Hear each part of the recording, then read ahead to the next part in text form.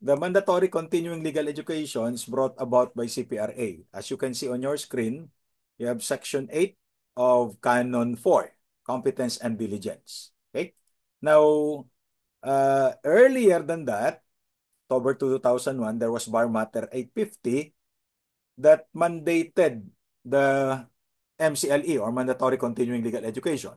This is to ensure that throughout our career, we lawyers keep abreast with the law and jurisprudence, maintain the ethics of the profession, and enhance the standards of the practice of law. So ito yung mga requirements and or purposes why there is an MCLE. Now, the MCLE office was created directly under the Supreme Court.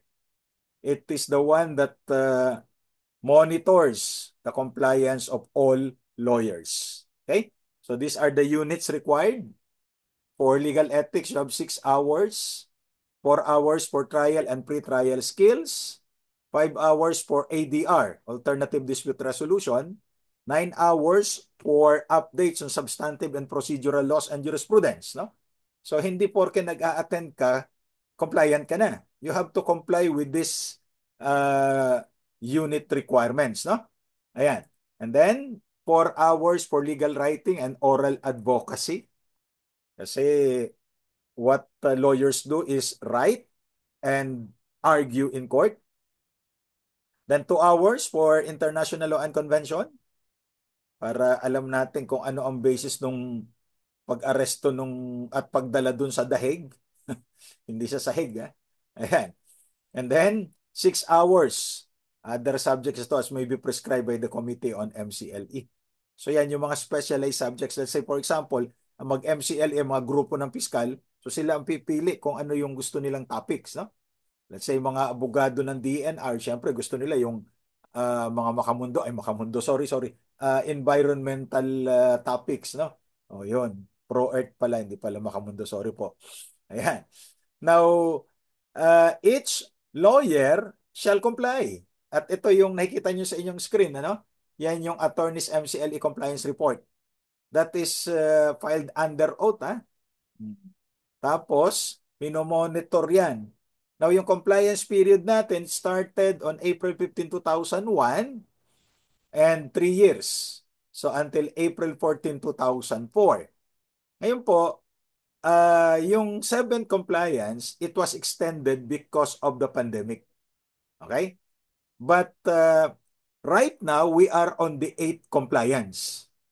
So, April 15, 2022 up to April 14, 2025. So, dapat lahat ng lawyers nakapag-comply na dun sa 8 compliance na period na ito, no? So, mamaya may kita nyo yan kasi for every pleading you file, kailangan i-indicate mo yung compliance number mo or exemption number as the case may be. So now, if lawyers would be filing pleadings in court or any administrative or quasi-judicial body, it must contain an MCLE compliance or exemption number. Dapat MCLE compliance number 8 or MCLE exemption number 8. Hindi na po pwede yung 7. Pagka 7 pa rin siya, non-compliant siya, may sanction siya. Okay? And then, compliance number 9, that would be ngayon, magsimula na yan hanggang sa 2028. So lawyers should be complying already. Ang ginagawa kasi dapat dyan, every year, 12 units. Kaya lang, ang hirap pag kayong patingi-tingi, ano, parang shampoo na nakasashay. So by bulk na lang. Once in 3 years, may mga provider na nagko-conduct at pwede ka mag-attend for the entirety of 36 hours. So yun ang ginagawa para walang namimiss. Ano? Okay.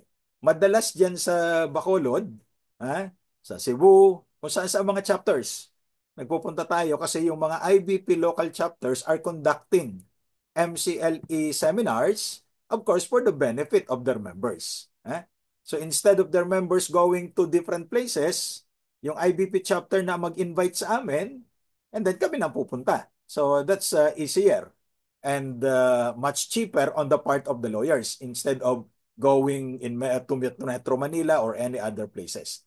Okay, so there are exempted people. Okay, hindi ko na pinalitan yung picture kasi those that's one of the uh, periods where the two highest officials of the land are members of the bar. Eh ngayon kasi ang member of the bar lang ay yung vice president, hindi ba?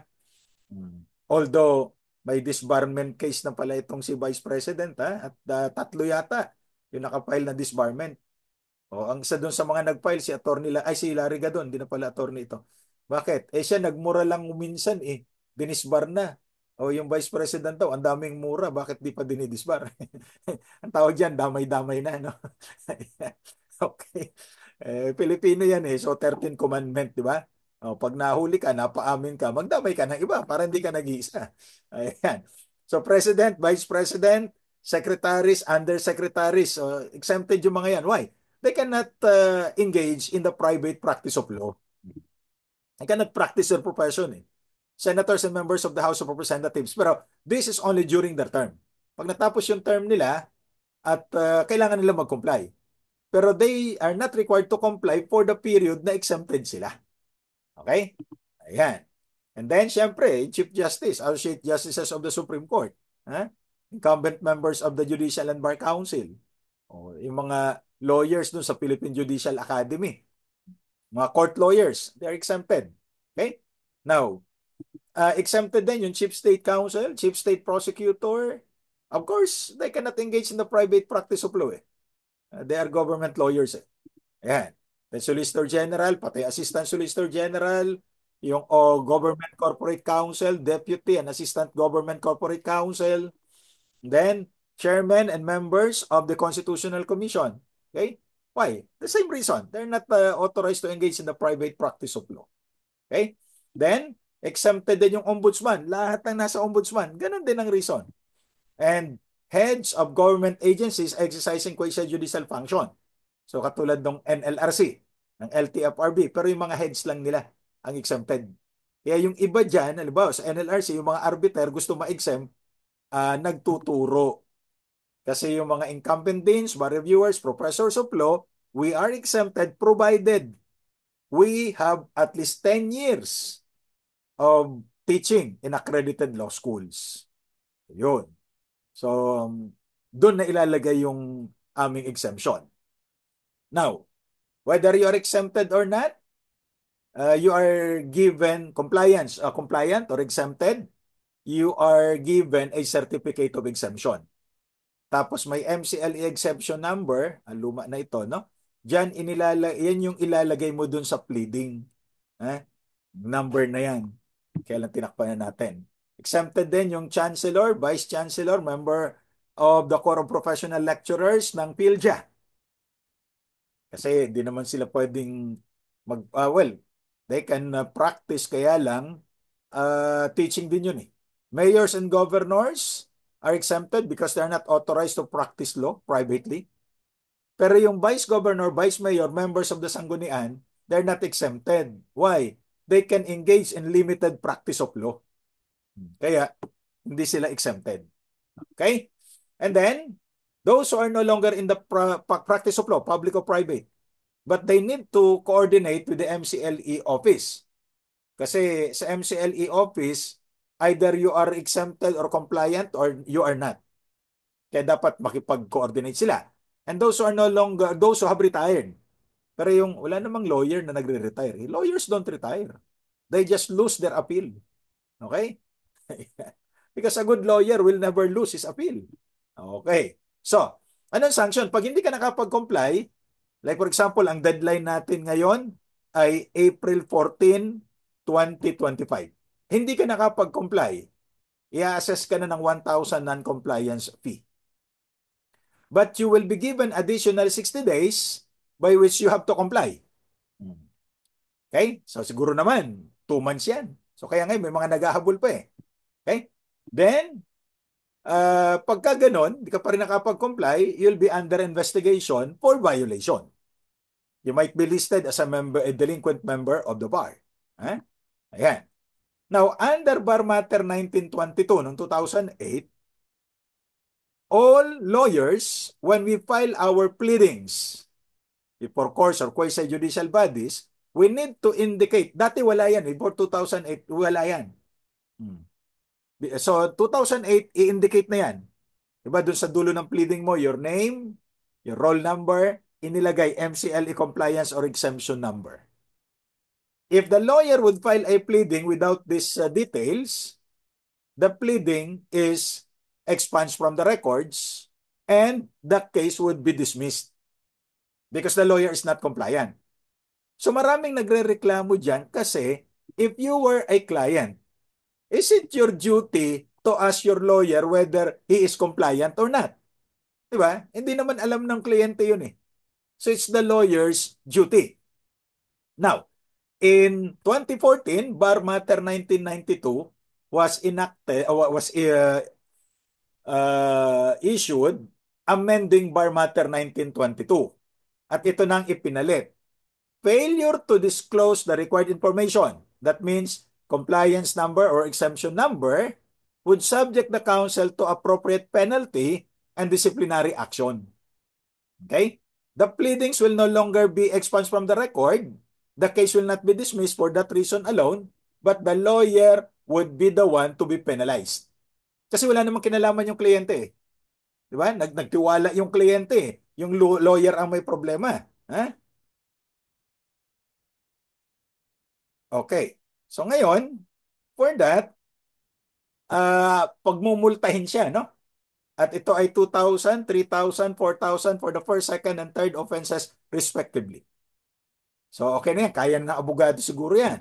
But he will be listed as a delinquent member of the bar. That may be the subject of disciplinary sanctions. At ito yung malupit kasi the client would be asked to replace the lawyer. Eh di siyempre, pag nagpalit ka ng abogado, magbabayad ka na naman. Eh nagbayad na ng attorney's fees, ng acceptance fee, doon sa previous lawyer na pinalitan. So anong gagawin? The lawyer has to refund. Okay? Lahat ng binayad sa kanya, i-refund para may pambayad siya doon sa bagong lawyer. Now, in one MCLE seminars, a lawyer asked me, pwede ho ba rito i-apply yung principle of quantum meruit as much as he deserves? Kasi nagtrabaho naman talaga siya. Well, hindi pwede. Why? The lawyer is in bad faith. You know for a fact that you are not compliant and still you handled a case. Hindi po pwede yun. Dapat nag-comply ka muna. Okay? So the principle of quantum meruit cannot be applied. Now, may mga na-disbar na dito. Ha? Unahin natin itong kaso ng Attorney Gustilo versus Attorney De La Cruz. Na nag-file siya ng pleading dito sa Makati Metropolitan Trial Court using an MCLA compliance number 001565. Okay, alam niyo, trust issues tayo mga Pilipino eh, no? Mga trust issues tayo eh. So kaya, ang ginawa, tinanong sa MCLE office. Madali naman yan eh. Now, upon verification with the MCLE office, it was found out na walang ganong compliance number. So it's a fake compliance number. Ang pinakamalapit daw yung kay Atty. Labra, binanggit, ano? Oh, 0015654. See the difference? Only one digit. Yung last digit. Okay? So the lawyer was found to be violating the rules. And according to the Supreme Court, the actuations of the respondent deserve to be severely punished. Kailangan parusahan yan. Para irespeto ang Korte Suprema. In fact, it's the Supreme Court who issued the rule. He made himself totally unworthy of the title of attorney and the privilege and standing of a member of the law profession in this country. We should be intolerant of this kind, for we have no place for individuals like him who openly abuse the privilege of membership in the law profession for all the devious and dubious reasons. Okay? So hindi siya po pwedeng ganyan. Kaya lang ito ang problema natin. Ano? Minsan hindi nahuhuli ka agad eh. That's why according to the Supreme Court, although they may escape notice at times, nakakataka sila. Hindi napapansin. We must keep on reminding him and all others similarly disposed that the time for reckoning may be long in coming. But it will be decisive and unforgiving when it does. Sabi nga ng mga Tagalog, lintik lang ang walang ganti. Di ba? Because all members of the bar shall remain as such only when they genuinely and sincerely value good conduct and ethical behavior. Oh, therefore, the lawyer was disbarred. Eh, simple lang naman yun eh. Mag-attend ka, di ba? Kaya alam, may bayad yan. At saka, pagka nag-a-attend kasi ng MCLE, hindi ka makapag-practice kasi 9 hours everyday ka mag-a-attend eh. And we lawyers are not trained to listen. We are trained to talk. But in MCLE, you will be listening sa mga lecturers na sometimes maayos, sometimes boring. Ha? Ayan. Okay.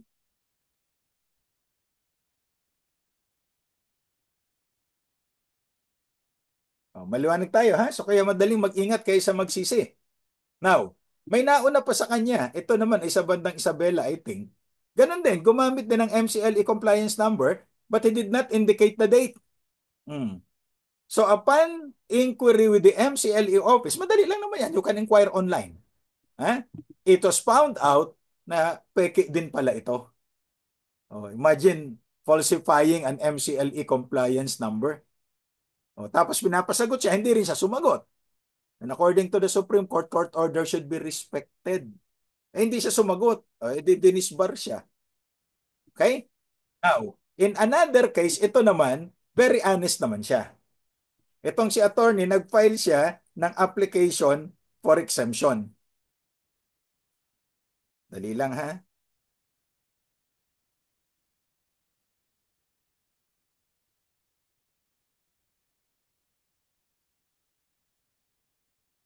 Nag-file siya ng application for exemption. Ang nilagay niya, deny. Pero habang inaantay niya yung kanyang application for exemption, he was filing pleadings. Ang inilalagay niya, MCLE application for exemption under process. Na-deny ito eventually. So file pa rin siya ng pleading. Ang nilalagay naman niya, MCLE application for exemption for reconsideration. And he was not lying, he was telling the truth. Di ba? Oh. Ngayon, sabi ng Korte Suprema, either you are compliant or you are not. Hindi siya compliant eh. At saka, when you apply for exemption, you have to utilize the grounds for exemption provided under Bar Matter 850. Okay? Hindi niya ginamit yung mga grounds for exemption. So it was denied. Okay? Now, in another case, ito naman, nagpapile siya ng pleading. Pagkatapos, ang inilalagay niya naman ay MCLE exemption number 2 and 3. May problema yan. Kasi even if we are exempted, for every compliance period, we apply for exemption. May mga supporting documents yan. At pag nabigyan ka ng certificate of exemption, that covers only one compliance period. So ito pa lang, red flag na yan. Kasi exemption 2 and 3. Bawal yan. So but he explained naman, that's why the court ordered his suspension for 3 years from the practice of law. Alam niyo, solusyon lang dito mag-attend ka eh. Or kung ayaw mag-attend, magpa-exempt ka. Ang dami namang grounds for exemption eh. But utilize the grounds provided under Bar Matter 850. Okay? Para maayos tayo.